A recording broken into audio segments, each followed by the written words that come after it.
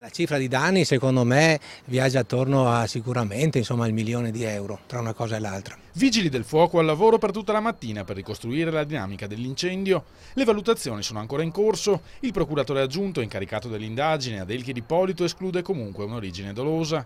Presto anche per un conto più preciso dei danni, che in ogni caso sono ingenti. Abbiamo in sostanza un terzo piano che, pur essendo dismesso, è assolutamente inagibile. Poi abbiamo dei danni appunto al secondo e al piano terra.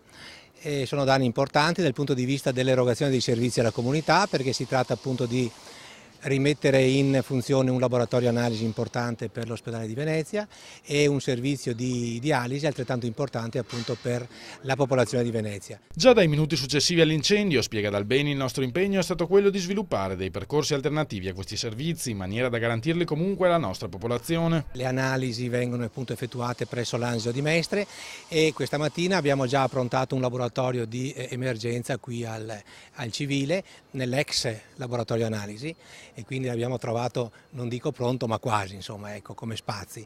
E per quanto riguarda la dialisi abbiamo organizzato un servizio di trasporto verso appunto le sedi di dialisi del Lido, di via Cappuccina Mestre e dell'Angelo. Al momento questa è la miglior risposta che possiamo garantire ai nostri utenti, conclude il direttore sanitario. Cercheremo di fare il possibile per ritornare alla normalità nel più breve tempo possibile.